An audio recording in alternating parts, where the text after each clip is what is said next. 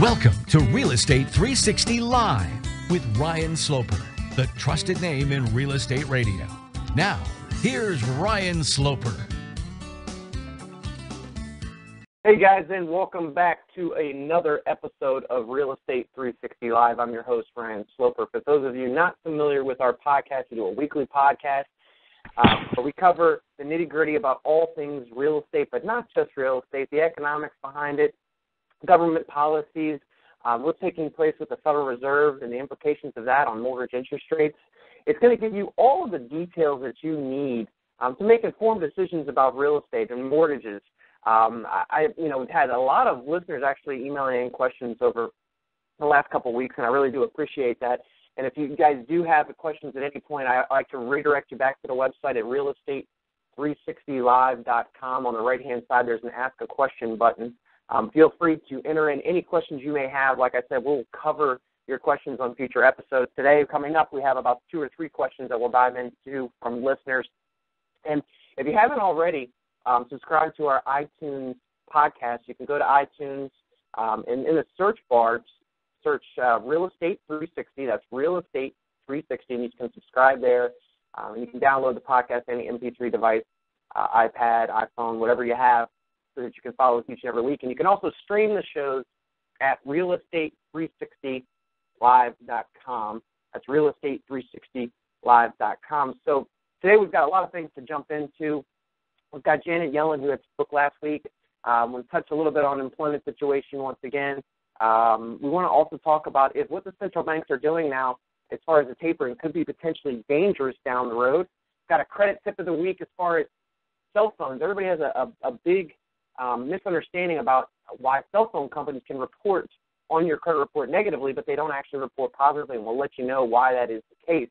Joining me on our panel, as he does each and every week, is Louis Camerosano. Louis is a former school teacher, a former attorney, and a former general manager of a major real estate portal. Louis is often cited in the media as a real estate industry expert. He's been in Wall Street Journal, Forbes, Smart Money, MSN, and numerous others. Louis, how you doing today? I'm doing grand, Ryan. How are you? I'm doing well. So last time we had talked, I believe Yellen was getting ready to, supposed to give testimony to Congress, but she ended up not giving it that next day. And since she has spoke, I believe it was it last Wednesday? Mm-hmm. Yeah, last Wednesday. At the House Financial Services Committee, she came out, and she wasn't waffling at all when she said that the Fed was increasingly optimistic that 2014 would see increased growth.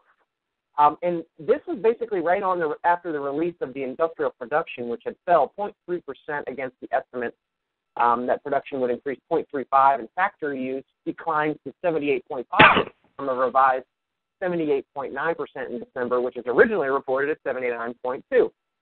Now, those reports had started the stock markets and made them start going somewhat lower.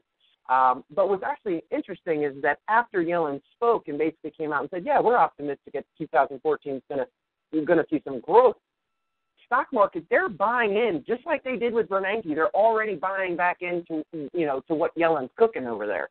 And it's very interesting because she's basically holding her ground, standing firm that, they're going to continue the taper into 2014, and wouldn't be surprised if by the end of 2014 that there is no QE. QE is then gone. So my question to you, Louis, is do you really think that by the end of 2014 QE will be gone, or is she just blowing smoke? And if she is blowing smoke, how long will the markets continue to buy into this crap? Well, the market has a vested interest in buying into this crap, as you call it, because it's what's feeding. The Fed has been their benefactor. Without the Fed's intervention in the last 4 or 5 years, stocks would not be at these prices. The stock market participants wouldn't be making their money. So they have to hang on every word, and they have to want to believe, just like people who have Bitcoin want to believe that their Bitcoin is worth $800. So they're not really going to be skeptical unless something goes wrong. Now, every year since 2009, we've heard optimistic forecasts for the second half of the year. We had recovery summer. We had green shoots. But, and every year they stopped QE, and then they started up again. We're on QE 4 or 5, Operation Twist, whatever. So they always say it's going to turn around. It is turning around. We're recovering. And we recover right back into a recession. So they insist, and people want to believe, that it's going to happen, it's changing, the recovery's here, it's improving, it'll accelerate in the second half. And then when they get evidence that it doesn't, what do? They blame the weather. You know, a poor workman blames his tools for bad performance. A poor economist blames the weather. I mean, They might as well have Al Roker as Federal Reserve Chairman, because he could predict the weather and maybe we'd get better forecasts. They predict every year, Ryan, that we're going to have a recovery or things are going to accelerate. And then when they don't, and you're right, you would think logical people would say, these guys don't know what they're doing. They don't know how to forecast. They messed it up for the last 5 years. You would think when we don't have the recovery, people would lose faith in the Fed. What does the Fed do? They say, oh, this was unanticipated. It was the weather. Something went wrong. We'll just have to print more money, and everyone cheers them. As long as the Fed provides the stimulus, as Richard Fisher, Dallas Fed president, says, provides them the monetary cocaine, they don't care what they say. Now, the question is, the reason the markets are buying into this tapering nonsense is the Fed is insisting that it can taper, meaning, of course it can taper, but that it can taper without adverse consequences, that it can taper and interest rates won't go up. It can taper because the economy is recovering and will accelerate, and it'll achieve, quote, escape velocity. Now, they want to believe that. It's not going to happen. But also, as we talked about last week, the Fed knows it can't continue with the money printing, so maybe now its latest farce is to try to convince the markets that somehow it doesn't need the, quote, monetary cocaine. So I remain ambivalent as to whether the Fed, and there are a lot of people out there saying that as the things shake out and the economy doesn't improve, that the Fed's going to turn around and just ramp up the QE. I'm not so sure about that. I know that's what they probably want to do, but there's probably external pressures on them doing so. We mentioned last week our creditors are not exactly enamored with the concept of QE because at some point, you know, there will be inflation when all this money finally starts to turn over, and that's what they want. They want an inflation rate. They haven't been able to get it. But with all this extra money now that's in the system that's just sitting around, once that velocity increases, you will have inflation that will debase the dollar. And for foreign creditors, they're not going to be happy about that. So I'm sure there's pressure from the Chinese, the Japanese, not so much the Japanese. I think they do whatever the United States tells them to do. But the Chinese are not happy about QE, but they're also not happy about the spending the U.S. does. So the U.S. is in a bind because the only way it can improve its economy, or the only tricks that it thinks it knows, are through fiscal policy, which is reckless, means raise the debt ceiling, keep spending, and monetary policy, which is reckless, which means continue printing money. But that runs flat up against your creditors because that's the last thing your creditors want you to do. They want you to be solvent. And they want you to pay them back in non-debased dollars. So that's where the bind, where the Fed is in. And also, continuing reckless fiscal and monetary policy hasn't really helped the economy anyway. So there's really no upside to continue it, but that's what they seem to want to do. I still haven't worked out what they're going to do. I think they're going to try to make people believe the economy is doing better and this tapering is necessary and they're going to be able to achieve escape velocity. But as you point out, they probably have one more month of blaming the weather. When the spring comes, I don't know what they're going to say. Well, that's what I was about to say. I mean, any realist can look at the economy and realize that it's not positive. It's negative. I mean, we have 91 million. We talked about this last week. 91 million adult Americans that don't work. Don't blame demographics on that. Right. It's an aging population. Right, but that's 37% of the population. So, you know what I mean? When we look at things just in pure those numbers, now obviously there's people that are retired. There's people that are on, you know, can't physically work. I mean, there's but the youth unemployment rate is too high. Exactly. I mean, when we're talking about, you know, overall here, these are not positive factors. These are things that when you look at them for face value, it actually tells you that we have major issues. Structural. It's structural. Printing money isn't going to change that. Correct. Printing money is giving the facade for that things are okay temporarily when people's house values are climbing and their stock portfolios and 401ks and retirement accounts are climbing. But ultimately, you know, all good things come to an end. I mean, just as I suggest all the time that, you know, there's never a fiat currency that ever doesn't become extinct at some point. You know, these policies, and why is that, Ryan? Well, they abuse them most of the time. Right. once you give somebody the stewardship, and once they realize they can print money and get away with it, and then they can print a little more, and they get away with it, and they print a little more, they continue to print it into oblivion. Yeah, and then that's pretty much where we're at. And for Yellen to be so firm on that the economy is going to turn a corner, she's going to have to, when she gives her testimony, because she has this semi-annual required testimony, which I think she's probably going to do maybe in the next week or so, she's going to have to address the QE and its implications and what the quarter one, where the economy is as of quarter one, because it's not going to be good. And she's going to have to blame that on the weather because she doesn't have anything else to blame it on. So you're right. When we move into the spring and we go into quarter two, what's going to be her excuse then? She's not going to really have one unless they manipulate the data to make it seem like everything is peaches and cream once again. Because as we know, Lewis, is that the stock market has really stopped paying attention to these negative reports, right? They don't care about these. They don't care. They only care about how Yellen or before Bernanke interpreted that information.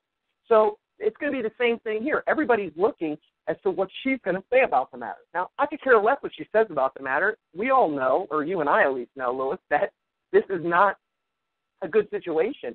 And I see that it's virtually impossible to have an optimistic or a positive 2014 based upon where we're headed, where we were last year. Brian, you're dealing with the Wizard of Oz. I mean, Absolutely. She literally does not really know much. She is an academic. Her track record is not that good. It's better than some on the Fed in projecting the future. But she was nowhere to be found during the housing bubble. She said there wasn't one. If there was one, there's not much we can do about it, which is interesting because they caused it. It's almost what she's saying is that we can inflate asset bubbles, but then we take this laissez-faire approach when they get too high. So the problem is people have put so much stock and faith in the Fed. And some people are I didn't realize it. There are people who are very defensive. They think that the Fed has saved us, saved humanity, not realizing that they are part and parcel and one of the main drivers of all the issues we have with an over-leveraged society and debt and wealth inequality and so on.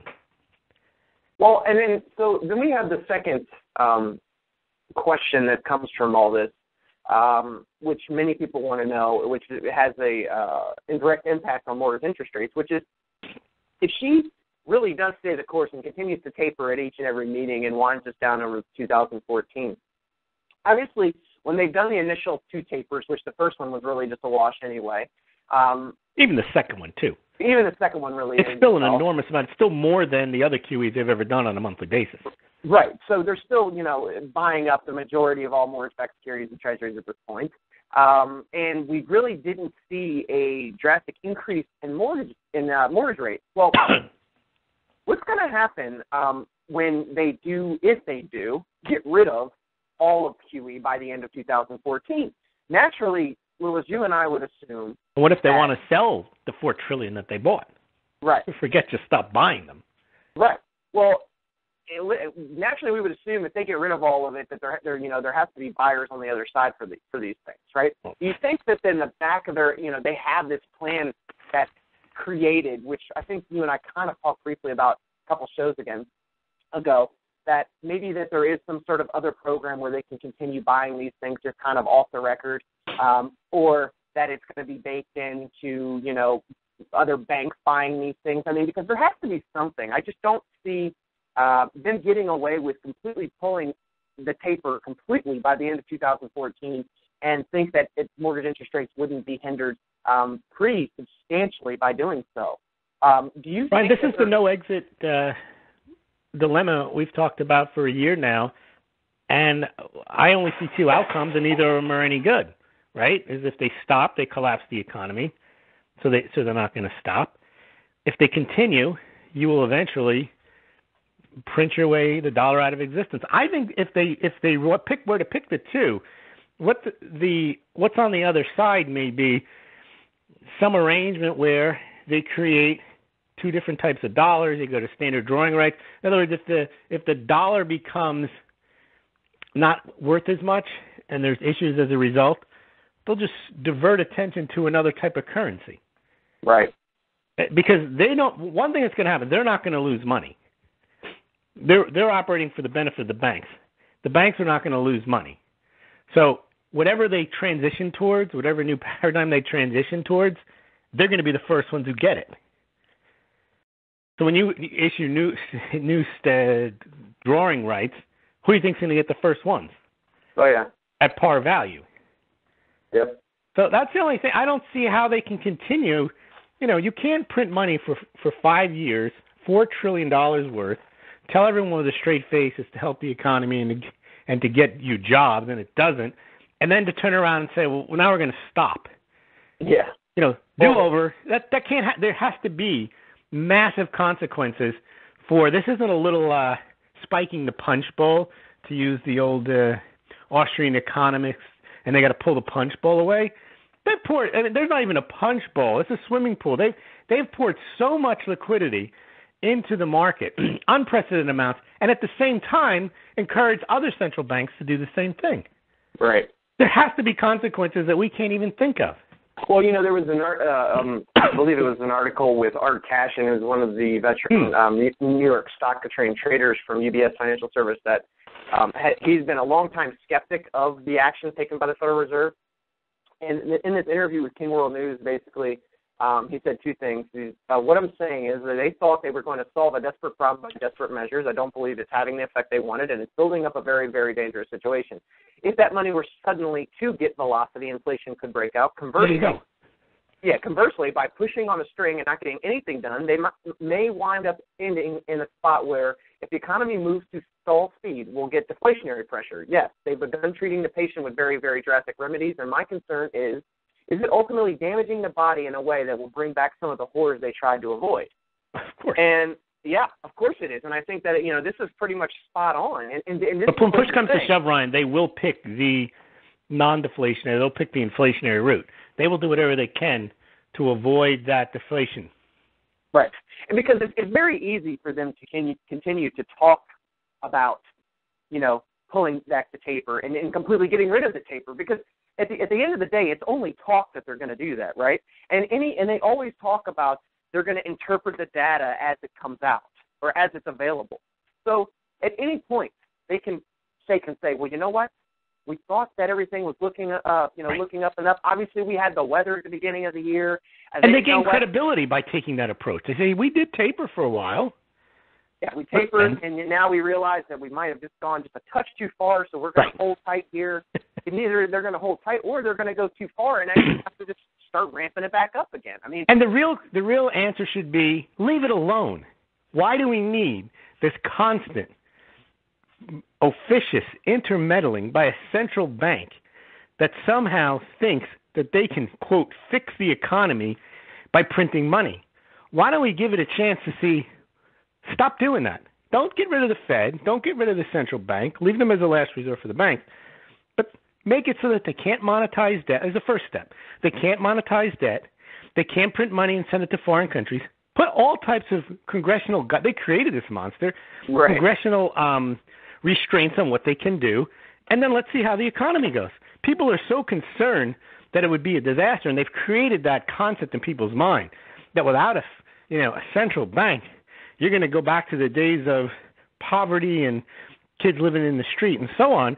If you think about it, in the 100 years since we've had the Federal Reserve, we've had two of the biggest depressions in United States history, and really only a couple of periods of time of decent growth.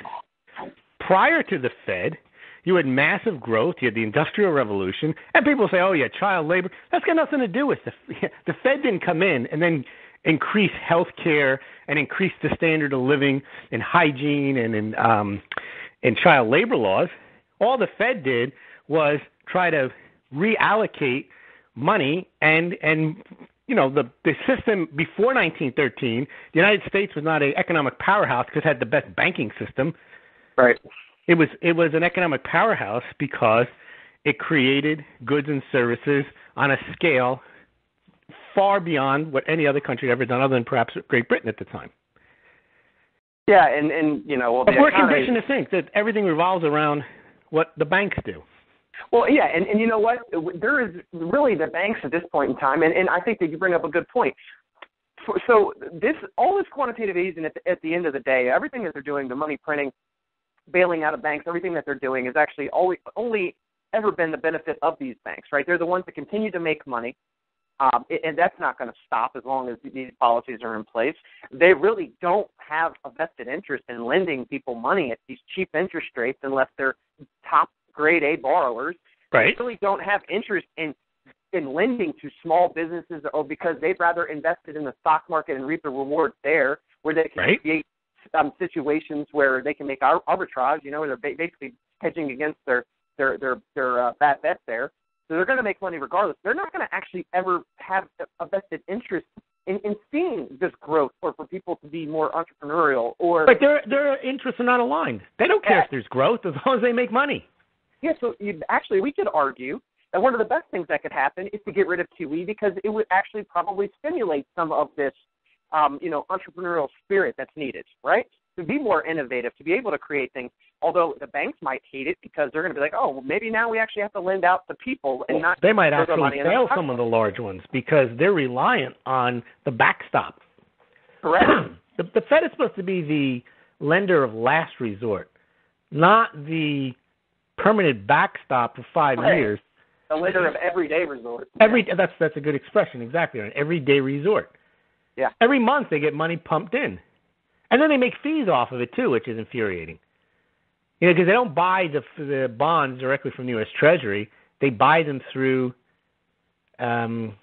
authorized dealers. Who do you think they are? They're too big to fail banks, who then get a commission for selling the U.S. Treasuries to the Fed. So the Fed, it's a farce. The Fed prints up money, buys U.S. Treasuries from, not the Treasury, but from Goldman Sachs, and then also says, and we'll take some of those mortgage-backed securities off your hands, too. Get them off. Yeah, and what's interesting, we always pull things back to the real estate world and how difficult it is today to get a mortgage. Well, they create all these regulations for these different industries, the mortgage industry, the real estate industry, and at the same time they have, these very, very loose monetary policies, where the bank had access to unlimited capital anytime they want it, pretty much. So, the regulation is never directly on the banks. It's just the banks on, these businesses. And it's, for instance, mortgage companies, where now the guidelines are so stringent, like if somebody has a $1,000 deposit into their bank account that they just deposited cash that was gifts for their birthday, and they can't document it, they might not get a loan. I mean, it's absurd. Well, the smaller you are, the more explaining you have to do about what you've done. The larger you are, you just pay a fine. You just pay a fine and you move on, and you make more. You double. You'll probably make double the profits next month anyway. You're not worried about the fine. And then they convince.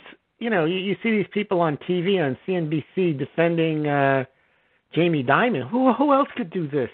Who else could have his company on 3 or 4 different criminal charges, settling them for tens of billions of dollars? Who else could perform that kind of wonderful service for your company? But again, It is a wonderful service, because if he only has to pay, tens of billions of dollars, and he makes hundreds of billions of dollars, it's a good return on investment. Yeah, so, I don't know. I think, you and I discussed before we hopped on this call, just kind of, just the American spirit right now, and then how it is that, we have a culture of laziness that's been instilled. And, just we were giving an example of, all the snow that we had, and I told you, how typically when I was a kid, kids would run outside and go knocking on doors to make money. Right. Today, you see the parents outside shoveling the driveways, where the kids are inside playing video games. Right, or driving somewhere to pick up immigrants to have them do the work. Yeah, and that's kind of what we're talking about. This is it. It is the entitlement culture that's put out there, and it's unfortunate, because these are not things that are good for the overall economy. I mean, it's no. Well, you have to be willing to do work. You can't say, as we talked on the call earlier, we think and they sweat. Well, I don't see much thinking going on sitting around playing a computer game. Right.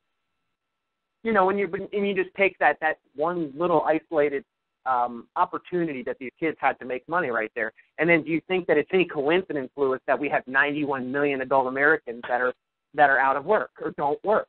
I mean, well, people, it's a catch-22. They don't want to work for 2 reasons. The job is beneath them, right. And even if they took the job, they wouldn't make enough money to support themselves, and they're better off taking whatever handout they can get. And that's a very, that doesn't mean that people are lazy or stupid. In some respects, it means they understand what's going on, and they know it makes more sense not to work. Yeah, and the incentives aren't even there. Well, what's interesting is those same people. You go to college, Ryan, and you spend $40,000, $50,000 in debt, and you don't want to work at a minimum wage job. No. Well, I don't blame you. But right. still, what else are you going to do? Well, you can get food stamps, and you can live in your parents' house. So where's the rush? Dude, you can hang out and, you can hang out with your friends and hope things. And that's the thing. You're waiting on somebody else or the economy to turn around for you to get a job. You're not thinking about what you can do. Yeah, and sometimes it's not just, working one job, Lou. It's working two or three. It's to put yourself in But who wants to do that? Right. I mean, that would be... No one else. The thing is, it's peer pressure. It's culture. If no one else is doing it, if all your friends are hanging around complaining about how bad the economy is and how bad things are and why, something has to change, and you're running around working at the local grocery store and then working somewhere else at night, you're missing out on all that. Yeah, I agree. Yeah, and, they have enough money to go sit in a cafe, to go to the bar. Yeah, I hear good stories from time to time. An example is a friend of mine is going to be getting married, and their, parents aren't going to be paying for the wedding, and instead of, drowning herself in debt to pay for a wedding, she went and picked up another job so that she could actually physically pay for the wedding and not have to eat into her savings, right? That we hardly ever hear about, right? That's something that probably happens about 1% of the time now, which, everybody is so debt-driven that it's just kind of, we'll pay for it now and worry about it later. Well, sure, but debt has made everything, that's how people pay for stuff, and that's what's made the prices so expensive. You can't even realistically think you're going to save up money and go buy a car. You're going to save up money and go to college. The prices are out of reach to do those things. So people don't even think that they can do it. So once something becomes, you either borrow money or you don't get it, you either become resigned to not having it and you don't do anything about it, or maybe you do what's worse, you go out and get yourself in debt to get it because everybody else has it and you don't want to look like you're poor or something, so you go out and borrow money and get a car. Right. And that's really where we are, that all of we count on the production or the GDP of the United States to be based on spending, which is bad enough, it's 70%, and then that spending is financed not through the productive savings that people have done and then gone out and spent the money, it's through the borrowing that they do. And the only economy that does well for that is that people receive the money who are selling the goods, but even more so, the lenders of the money. Yeah, and I kind of thought about this for a while, but it's like, when do the parents start to kind of change their views on college and education and things like that? Because, it ultimately does start with the parents. And what are they telling their kid? Are they telling their kid that, yes, it's okay if you want to go to college? If you don't, that's fine too. Or is it just, my kid must go to college? Well, there's so much pressure on them because they went to college and they seem to think they did okay, and they probably did. The baby boomers did pretty well going to college. There's all these statistics that show that if you have a college degree, you do better if you don't have a college degree. They're not factoring in, you could be, quote, doing well and have a white-collar job but have $60,000, $70,000 in debt. So you're really doing well because you've got a $60,000, $70,000 job and your wife has one and you still can't buy a house and your standard of living isn't very high because you've got crushing student loan debt. And that's if you're lucky to have gotten that type of job. Right. A college degree now doesn't guarantee you anything. It doesn't. And all the parents, probably said to their kid at one point, do good in school so you can get into a great college, go there for 4 years, come back and get a great job. Now, let's just say 50% of those people are now back with living with their parents at home, and their parents are stuck saying, well, parents might have co-signed for the loan too, so they may be stuck too. Right. Well, it's also, a parent doesn't want to think, look, you bring a kid into the world and you want to give that kid the best opportunity, and to deny a kid a college education would be equivalent to child abuse. Correct. In some people's mind. Now, I read some interesting blog posts where people say, well, maybe you spot the kid $20,000 if you have it, and have him go start and fail or start and do well in a business. Yeah. Teach him some type of skill that's going to be far more useful than college. And, if you're worried about missing out on the Plato and the Aristotle and the quantum physics, you can learn all that stuff. It's right there at your fingertips. It's not like you can't learn. It's not like, because you've gone into business for yourself, you have to become forever an ignoramus. And there's nothing stopping you from reading Fitzgerald or Hemingway if you want to do American literature. There's nothing stopping you from learning about medieval history or the Roman times or the Greeks. You can learn all that stuff. Right. There's nothing stopping you from learning a foreign language right online. Yeah, exactly. Sure. I mean, you give the kid a few $1,000s and send them to Europe, send them to Asia. Yeah. I mean, if you have that kind of money or if you're going to co-sign a loan. Those experiences are probably better off because once everybody has, if you think about how people do well in life, it's through differentiating yourself and providing a better, gooder service. Well, if everybody goes to the same school, how are you any different than anybody else? And if there's, 1,200 kids that go to that school and there's 6 jobs, well, okay, 6 will get a job, but the other 1,200 have no way, the other 1,194 have no way of differentiating themselves. They went to that school too. Presumably, they heard the same lectures. So what?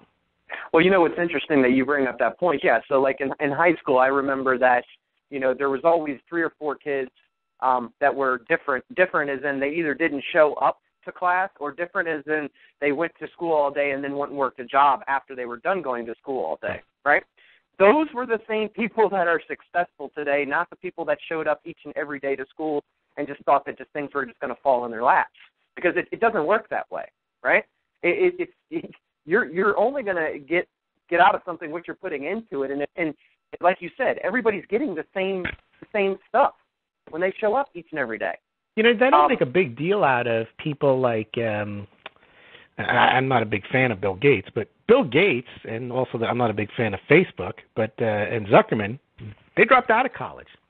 Right. They didn't finish college. There's a whole list of people who either didn't finish college, or didn't bother to go at all. And we may hear about their achievements, but we don't really hear about the fact that they achieved that. Steve Jobs didn't go to college. Larry Ellison didn't go to college. The majority of them didn't or dropped out. I mean, the Twitter guy didn't go to college. Dell didn't go. Gateway, Ray Kroc, all these people. Whoever started Subway, his name is Jared. But he didn't finish college until he was like 40 or something. He went, after he'd started it. Napster, Andreessen, he didn't go to college. The BlackBerry founders, Ford, he didn't go. Edison invented the light bulb and TV without. He was homeschooled. He didn't go to college. Disney didn't go to college. It's crazy when they try to throw in front of you that success somehow comes in a 4-year degree when Da Vinci didn't go to college. Well, that was a different time. Yes, sure, it was a different time. But you also have people in modern times that didn't go. You can become educated in life. You can become educated in books. You can be educated in so many ways that don't involve a 4-year program. And if you think, Ryan, your 4-year program, what is it basically? It's socialization without your parents. There's no play dates. You can come home whenever you want. And it's in between drinks. You go to classes. Yeah. That's a luxury. That's a vacation. That's a 4-year vacation. Well, what would actually be an interesting program is something that was created that's a hybrid program, which would be, half actually going to the classes and the socialization, but then the other half is like some sort of internship or externship where you're actually going out there and physically working. And let the companies split some of that cost. There are internship programs in college when I went, but they were few and far between, and you didn't have to do them. Right. I mean, it's not always easy to get those. I mean, they of course not. 1 or 2 out of hundreds of people. Well, now you also have people yelling and screaming you're taking minimum wage jobs and so on, and that you shouldn't have interns because you're taking advantage of them, and so there's another social issue is that why should you work for nothing? Pay me a living wage. A living wage, you're going to college. Right. There has to be the concept of an internship. There has to be the concept of somehow you have to invest in yourself, which may mean working for nothing, to learn a skill or a trade, to differentiate yourself. People want to roll out of bed, sit through a few college courses, graduate and get handed a job for $75,000. Yeah, and it's well, so do I. I want to be vice president of the world. You know, right. That's not going to happen. I think Archie Bunker said, but we all have our minor disappointments. I mean, these titles don't mean anything these days anyway. But people feel like that they deserve that job when they get done, and obviously why? They don't what did you do? That's what their parents told them to do, or that's what right. But what I mean is, from the company's perspective, what are you offering them that somehow they need to pay you? Because I've heard people say they're not paying me for my education. Oh, that's absolutely right. You're not doing anything that they require your education for. Yeah, teachers do the same thing. They get paid for sitting through more courses. That doesn't help the kids anyway, in any way, shape, or form. But they encourage that. Teachers get paid more money for more courses. Well, and not just that. When a company hires you, don't they have to put you through a formal training program 99% of the time? Yeah. So it's not like just because you went to school and took all these different types of classes that you're now are going to come into this job and they don't even have to train you. You can go right to work. The causes of the Civil War or gender studies don't help you learn what you need on your job. Especially if it's a sales job. Yeah. I mean, sales is sales training. It's learning the product. And the skills in sales, as you know, those are interpersonal skills that you don't develop at all sitting in a classroom. Because you got your mouth shut the whole time. A salesperson's got to interact. Well, and see, I think that's part of the problem, and that's part of the entrepreneurial spirit that's missing, is because these are the things that are not taught to kids, right? It's not. So when they get actually, Ryan, you shouldn't even have to. It's teaching it is even teaching it is a bad thing. It's if you eliminate the instruction, people have to figure stuff out on their own, and they will learn those skills because they have to. Well, I had a conversation with somebody the other day. Obviously, me being in the real estate industry, I always have a constant need to understand and know numbers, right, and percentages and things like that right off the top of my head. And I often find people popping out, calculators or their phone or whatever to figure out basic numbers, right? It's because we've been trained as a society to depend on technology and other things to figure out and answer things for us when we should be able to figure them out ourselves, right? Just like you said. So, when somebody asks me, okay, well, what's 20% of this number? You should be able to stop that off immediately. But the reality is, well, some people don't even know how to figure it out even if they have the calculator. Well, and I think that's the point. When we stop, letting our brains actually, process the information and actually, get to the answer, and we just go to the computer, or to the phone, or to the iPad and pull up an app to figure out something. Yeah, I think that kind of dumbed us down as Americans, right? I mean, well, you're not even. The whole idea is we think and they sweat, you're not even thinking. Yeah, and I mean, if you take that away, you're like, all right, you're not a good laborer. You're not willing to put in some hard work. Now you're not even willing to think because you have a device. Well, that's what people don't understand. If you have a device, then okay, the device replaces you. If that's all you're going to do is look on the device. And that's the same with the service in the restaurants. You don't need a waiter if you can just go and type in the numbers. Type in your order. Yeah, just type the waiter in has order. to add something special. Right. Service. And some people feel they're above being a waiter. All right? Don't do it. Right. I mean, I agree with you. And, once again, all this comes back into same with real estate agents. Some real estate agents do the same thing. They get a lead in and they don't want to, they go, this person is not, they only want to spend $200,000. Well, right. Okay. Well, they want to spend something. They want to buy a house, and they want a service. You don't want to provide it? You're waiting for Donald Trump to use you as a real estate agent? Yeah. I mean, I think you bring up a good point. I mean, each and every day, I get in, 10, 20 leads, and it's, everybody thinks, especially in the real estate industry, that, leads that come in are just necessarily going to correlate to a closed sale, and that's not the way it works. You know why? Because most people don't continue to communicate and follow up with these people, right? They don't ever build a relationship. They just think that this person is going to call them on the phone and say, hey, I want you to go buy me a $600,000 house. Can you find that for me? And unfortunately, and they get annoyed when things don't work out. That's part of the game. And you learn something by dealing with your so-called leads. But you hone your skills. You wonder, or you learn why the deal didn't go through, or you start to learn how to service your customers better. Just ignoring your leads because you've made the determination it's not worth your time, then don't get up in the morning. Absolutely. And, one of the biggest factors is us sitting here doing this podcast for people to, hopefully, some people might say that, you guys are talking on such a big scale, like economics and policies and what's taking place at the Federal Reserve. But these are core things that you need to understand if you're trying to obtain a mortgage in the future, because it's going to obviously affect mortgage interest rates. Or if you're a real estate professional, to help your customer understand what environment they are buying or selling into. Yes, and case in point here, I've got 3 people that had wrote in questions over the last week or so that are asking physical questions about real estate. People want to be educated. They want to have and find these answers from people. They want analysis because the information they can look up what homes are for sale on the internet. They can look up mortgage rates and figure out approximately what they are. The real estate professional is supposed to be the filter, the person who analyzes and understands that information and can help guide you through the process. Otherwise, you don't need a real estate agent. You do a fiscal. You just go and you buy a house or you sell your house on your own. The real estate professional has to be knowledgeable, and you see what the NAR does is they give them like a lot of information they can just like ship out to customers. Like it's cut and paste. Like now there's a big database of information only that NAR has that they can give to the real estate agents, and then the real estate agent can appear to be knowledgeable because they send this junk out. But unless the real estate agent can provide the analysis and give up to the minute advice, it's useless because they can find that type of information elsewhere. Oh, I agree with you 100%. I mean, people want real-time information. They want to be able to listen to somebody that can evaluate that information and help them make an informed decision based upon that information. Based on the information and their own circumstances. Correct.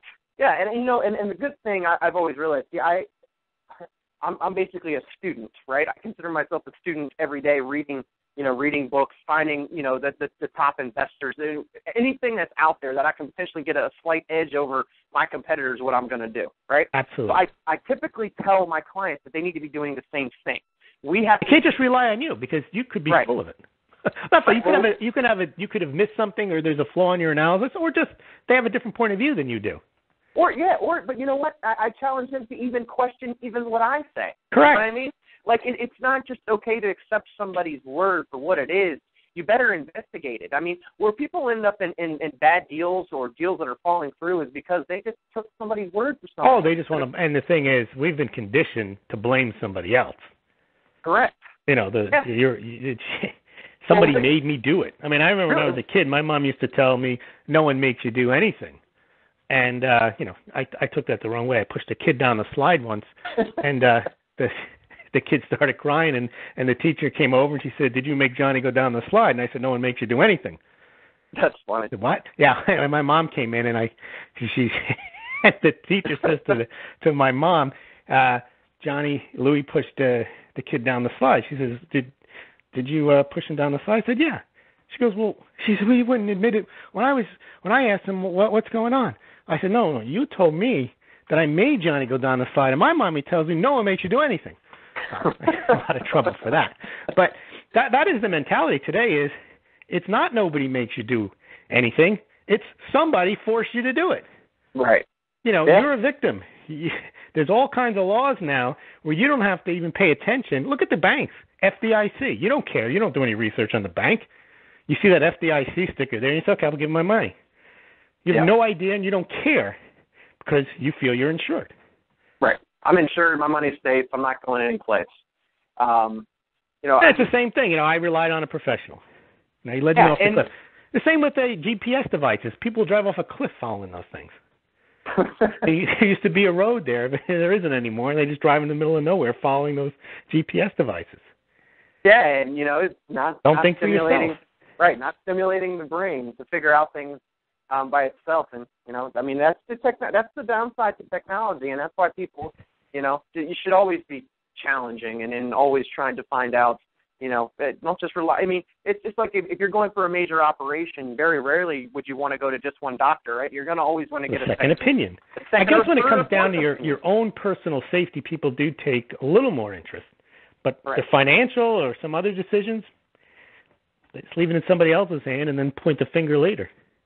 Well, in my business specifically, obviously, I'm pretty well-rounded. I mean, I actively invest in real estate. I buy and sell real estate. And we also have a mortgage company that we manage. So I pretty much understand the entire component and process that takes place when people just start looking to buy. And I think, it could be very confusing. We got one of the questions that we had in from Alice was, I'm getting ready to sell my house. I've been listening to your guys' podcasts for a few months now, and I was trying to figure out how I can find comparables for my house when it is one-of-a-kind type of house. And she didn't say what type of house, so I'm assuming when she says one-of-a-kind that maybe it's like a log cabin or some special type of A-frame house or something. Maybe she just says one of a kind because she lived in it, and she's one of a kind. Yeah, and so without, Alice, without having all of the information and details, I can kind of just answer this generally speaking. If you do have a one-of-a-kind type of house, then let's just assume that you were the only house that's by the water, right? Or you have a water view, like a lake that you're the only one on and everybody else is away from the lake. Typically what appraisers have to do is they're going to look for comps inside of a mile for the most part. If they can't find them inside of a mile or in that subdivision, or they can't find a similar style home. So if it's a log home and they can't find another log home in that subdivision, they got to go outside of it. Now, is it going to be 5-10 miles? Probably so. But they have to be able to justify why they're going outside of, that immediate range that they're looking for. So I don't know what type of unique property you have, but you should probably be trying to find other unique properties within maybe another 10, 15, 20-mile radius of where you're at, and use that as a baseline for your comparables.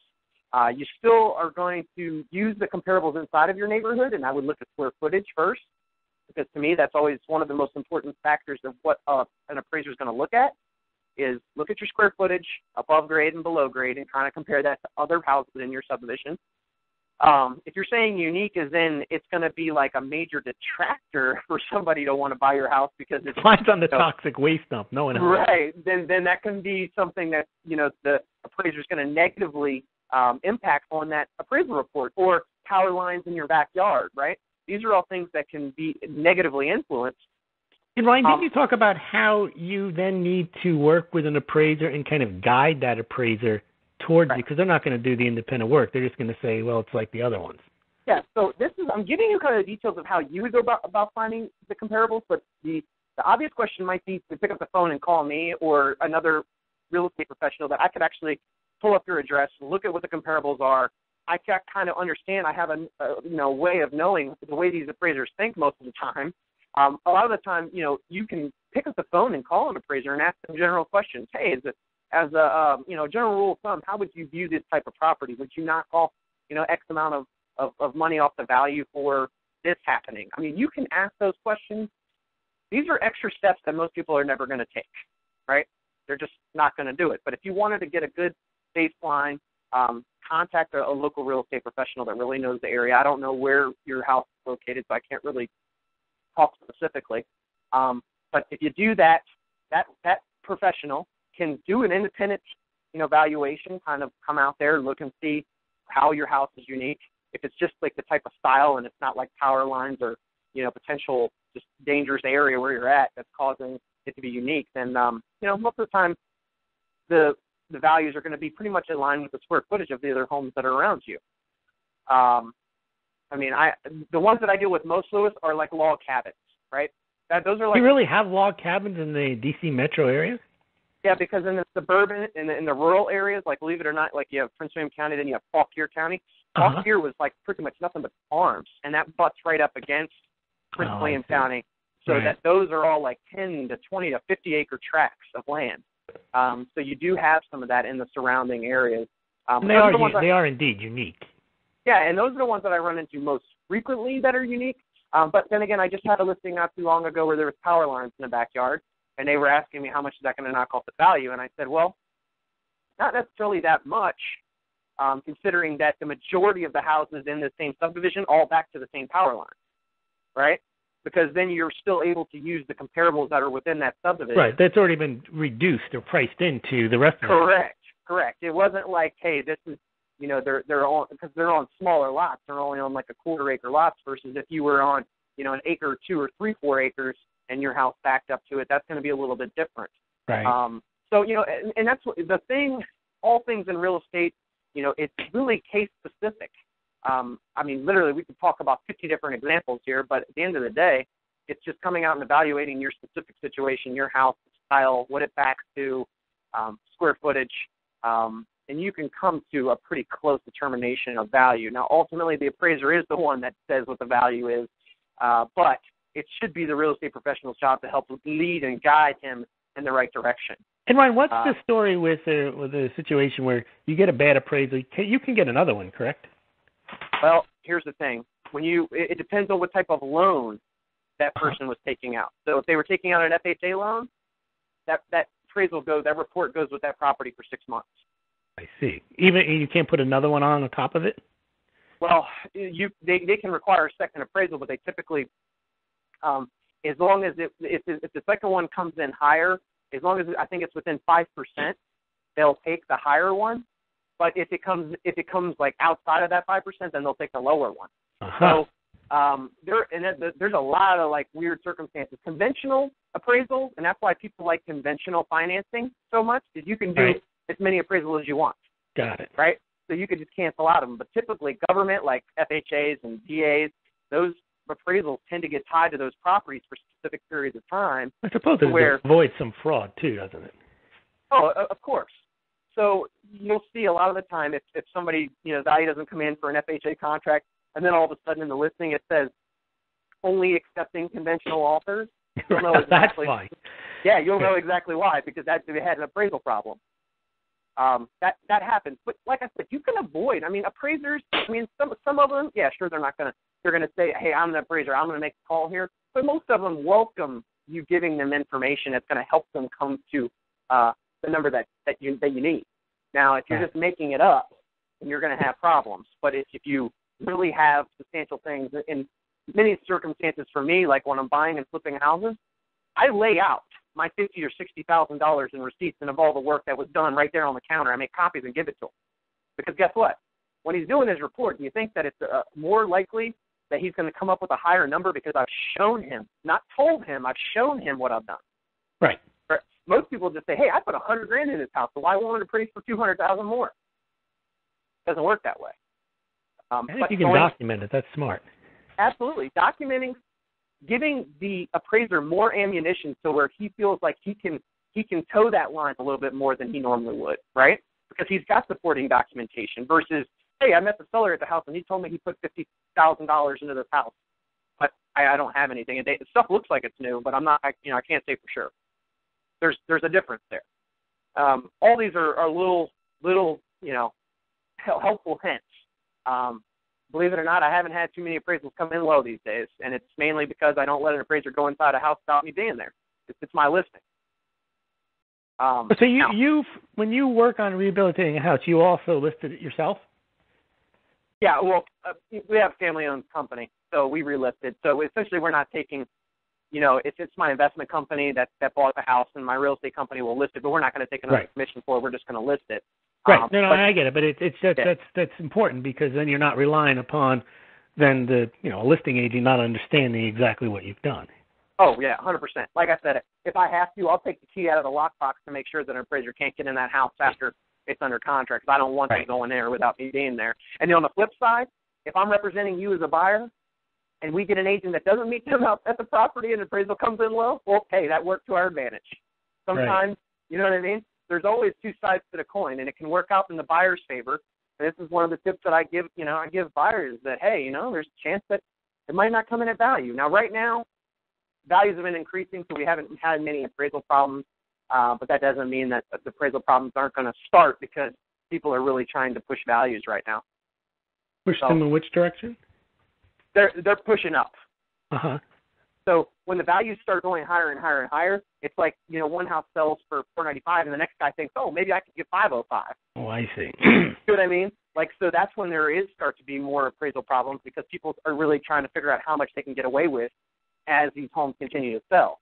And in a rising market, they tend to get away with that more, don't they? They do.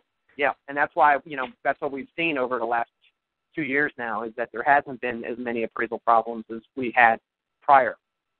But, at the end of the day, guys, the tip is just, reach out to a professional that can help you look at these things. And like I said, I mean, Alice, I'd be happy to look at your individual unique situation and see what kind of comparables I can find for you. Outside of that, guys, we're coming up on the end of our time here. Louis, I want to thank you again for coming on. Can you give our listeners your blog again and let them know how they can contact you? Sure. Smallgold.com, SMAULGLD. If you go there, there's a couple of blog posts a week up on economics, real estate, gold, silver analysis, and we also reproduce the shows that Ryan and I do in YouTube format on smallgold.com. So take a look there, and you can go to the About section, and the contact information for me is there as well. Great. Thanks, Louis. I appreciate it as always. Ryan. Thank you guys for tuning in, and don't forget to subscribe to us on iTunes at Real Estate 360, and submit any questions that you have on our website at realestate360live.com. Take care, guys.